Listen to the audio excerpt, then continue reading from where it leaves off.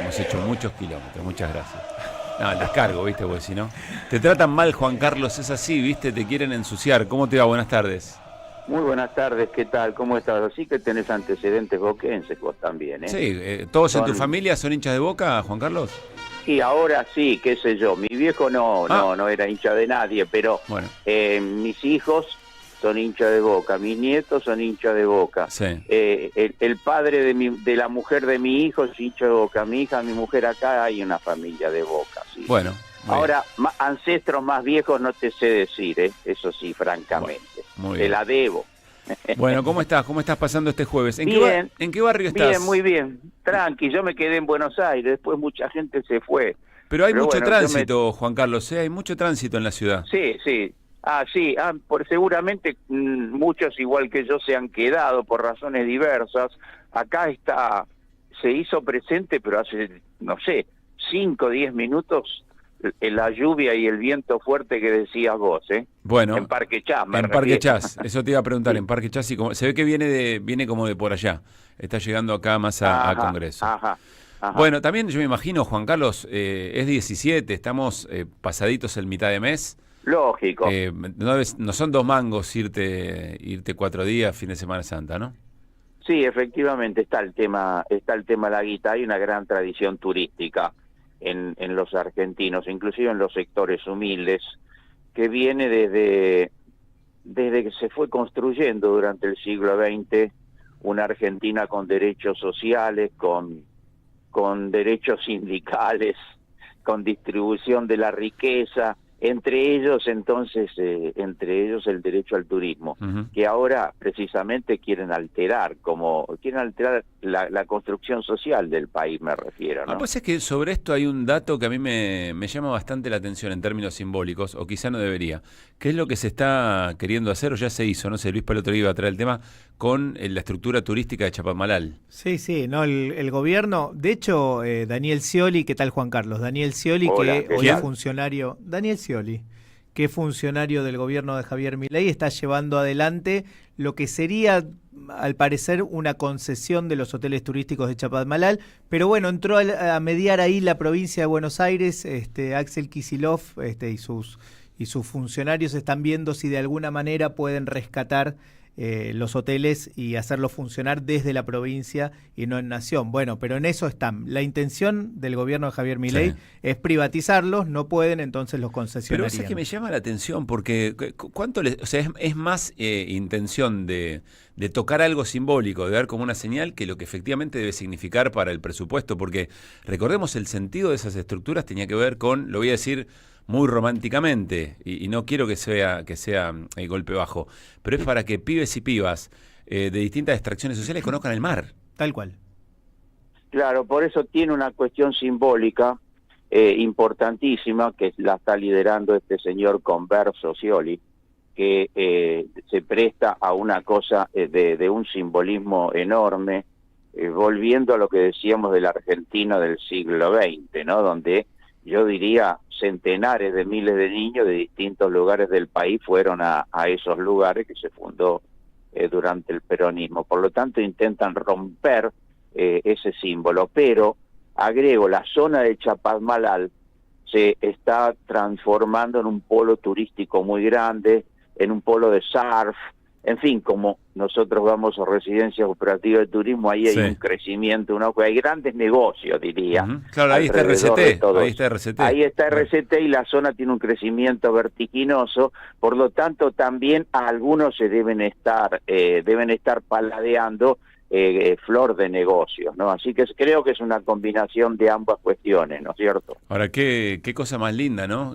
Tener la capacidad política, siendo gobierno provincial o siendo gobierno nacional, de decir, ahí donde los sectores más acaudalados y más pudientes, por las razones que fuere, pueden construir un polo de estas características, qué lindo que puedan también ser disfrutados por los sectores que, que no han tenido, que han sufrido otro tipo de golpes, digamos, ¿no? Respecto de su situación económica. Sí, sí, así es. También está Córdoba, ¿no?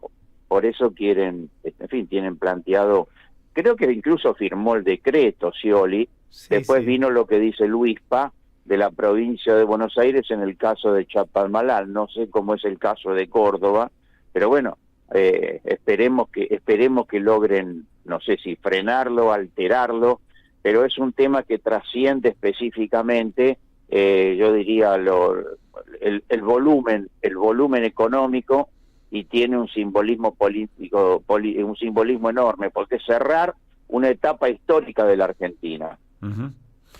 A ver, Juan Carlos, un par de preguntas sobre otros temas. Ayer estuvo el jefe de gabinete 7 horas dando su informe. Está obligado, las reglas de juego indican que el jefe de gabinete tiene que ir a rendir cuentas al Congreso Nacional. Vos fuiste diputado nacional. 4.000 preguntas respondió. Creo que Germán Martínez le dijo, bueno, son 4.000 preguntas y es tanto tiempo porque ustedes no vienen en el momento que tienen que venir, es decir, porque se demora mucho en venir, entonces son muchos temas. También es cierto que la agenda argentina, ¿no? La agenda de temas en la Argentina es semana a semana se van acumulando muchas cosas. Pero ¿cómo encuadrás ese encuentro y qué significa, en todo caso, por tu experiencia, por haber estado ahí en distintos informes? Mira, yo creo que el caso de este jefe de gabinete es un caso tan penoso como el conjunto del gabinete del presidente, ¿no? Que es un gabinete grotesco de personajes prácticamente todos de una enorme mediocridad, más allá de su reaccionarismo ideológico, pero es un gabinete muy, pero muy pobre. El jefe de gabinete es una expresión de eso. Vos te referís a hacer referencia cuando yo fui diputado. Yo recuerdo que, por ejemplo, vino Capitanich, que era jefe de gabinete, ¿no? Primero que no respondió, no sé, centenares y centenares de preguntas y de memoria. O sea, teníamos un jefe de gabinete que era aplicado, inteligente, y tenía la voluntad de responder. Por supuesto que le respondía desde su visión política y su compromiso con su propio gobierno, pero mirá, Capitanich sabía de memoria le preguntar por la ruta no sé cuánto de la Patagonia o por una inversión en Corrientes, y el tipo respondía sin mirar. O sea, vos tenés un jefe de gabinete que es un gran cuadro aplicado y que trata de responder desde su visión a los requerimientos del Congreso, o sea, lo respeta al Congreso. En cambio, acá lo que hay es una enorme mediocridad y fundamentalmente un desprecio al Congreso, que deviene ya de la definición del presidente de la Nación del nido de rata, ¿no es cierto? Creo que todo eso es lo que está en juego, una cosa elusiva acerca de los legisladores y mediocre absolutamente. Bien. Porque en definitiva es una instancia importante, la ciudadanía no puede estar 7 horas observando ese debate, después aparecen los recortes, pero siempre en el recorte hay una selección de alguien que tiene un interés.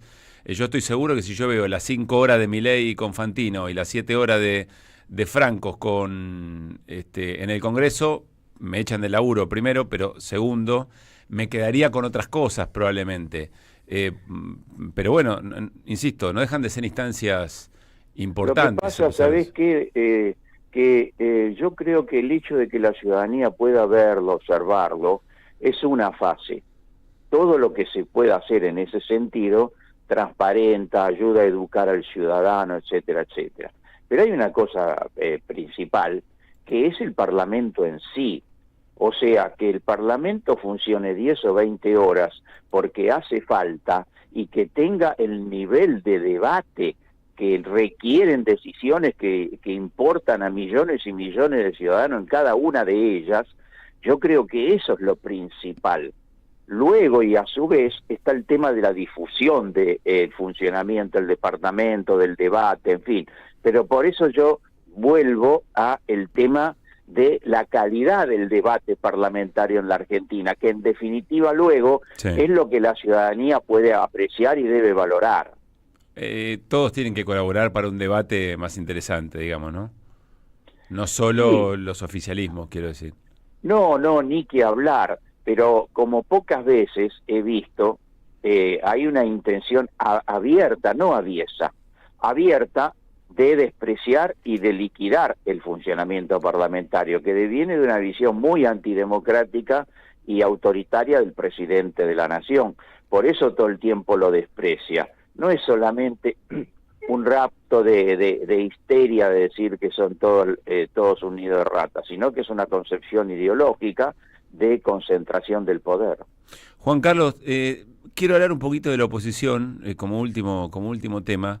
O sea, es que no deja de sorprenderme cómo si el gobierno está en una fase de redefinición de su plan económico, porque no le dio la nafta, lo hablamos la semana pasada, ¿no? No le dio la nafta para llegar con su esquema cambiario, dólar pisado, inflación baja hasta las elecciones, va al Fondo Monetario Internacional, todos esos cambios que se plantean, los programas que vienen después, las condicionalidades que el fondo, incluso sabiendo la necesidad política del gobierno, las plantea para después de las elecciones. Pues es que me llama mucho la atención que ni siquiera empiece a cobrar fuerza, es decir, que no haya atisbos de una propuesta opositora que diga, bueno, cuando nosotros seamos gobierno, ¿qué vamos a hacer con esto que recibimos?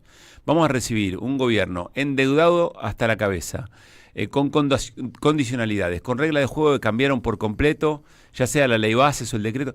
No hay alguien que esté diciendo, che, vamos a esto, o con este tipo de cosas que vamos a heredar, las vamos a cambiar de esta manera. Me sorprende mucho.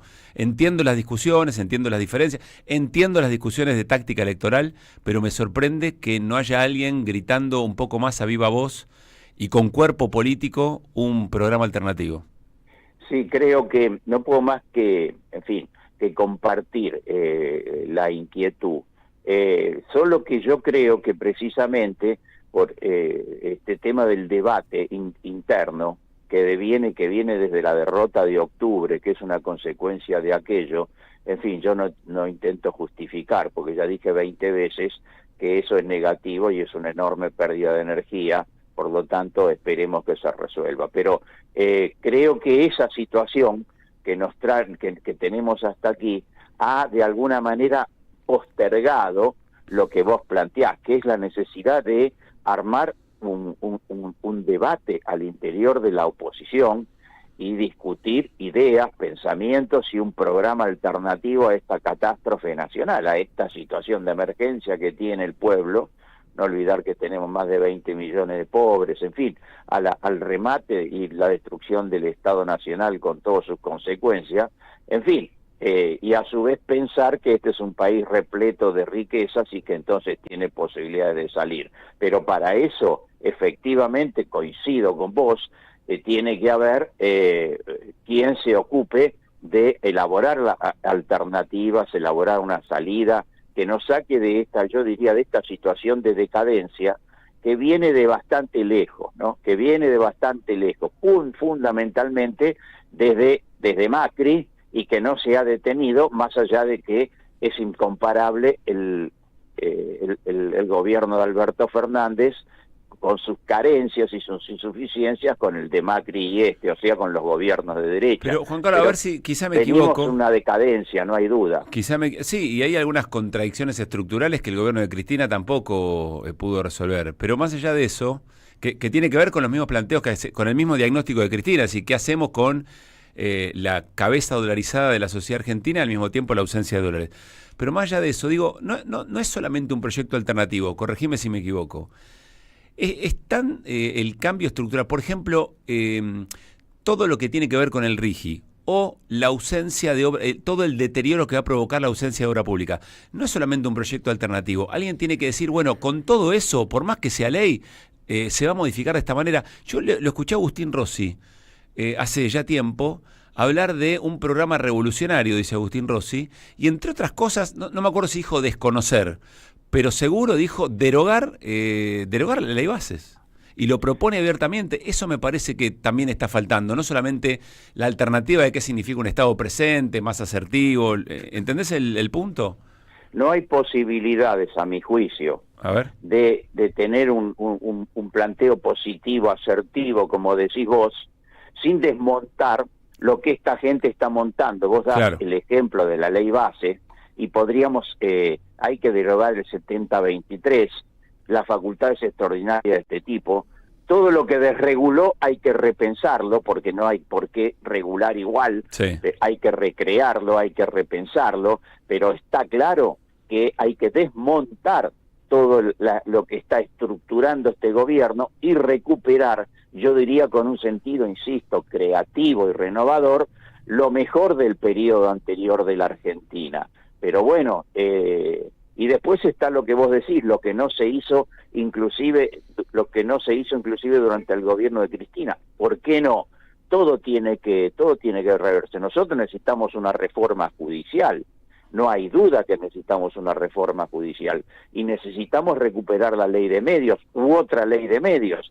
Si no, no hay cómo tener poder para poder llevar adelante un programa progresista. Bueno, para eso hace falta ganar a la sociedad y tener, ¿sabes qué?, mucha determinación política, porque está claro que eso va a generar conflictividad política con las clases dirigentes y tenés que tener liderazgos que estén dispuestos a asumir ese conflicto político. Es más, llevar adelante el programa sobre la base de que durante el conflicto vas a poder ganar a la sociedad, más sectores de la sociedad para un proyecto de transformación. Ahora, para no correrle el trasero a la jeringa, como sueles decir vos, vos tenés vamos a suponer que, bueno, sea esta elección o la siguiente, en algún momento ganará un gobierno de otro signo por el peso específico de a dónde conducen estas políticas. Ahora, vas a tener muchos condicionamientos en regla de juego. Vas a necesitar, como se suele decir, mirá, se dice con demasiada liviandad, me parece, Juan Carlos, un programa muy concreto, pero al mismo tiempo una alianza muy amplia. Y se ha observado que alianza amplia y programa profundo y transformador a veces no van de la mano. Y al mismo tiempo necesitas voluntad popular para que efectivamente te acompañen en ese proyecto. Y audacia política, además, porque no siempre la correlación de fuerza te da. Es un tema muy, pero muy bravo como para andar dejándolo para el último año electoral. Estoy de acuerdo. Ahí hay todo un dilema que si hubiera cabeza y determinación política para ir debatiendo y elaborando para llegar a las instancias cruciales y decisivas con determinadas determinaciones, valga la redundancia, políticas para enfrentar esos dilemas, que es la cierta contradicción entre amplitud y profundidad del proyecto. Bien, en realidad también eso depende siempre de la correlación de fuerzas, pero no solamente por arriba.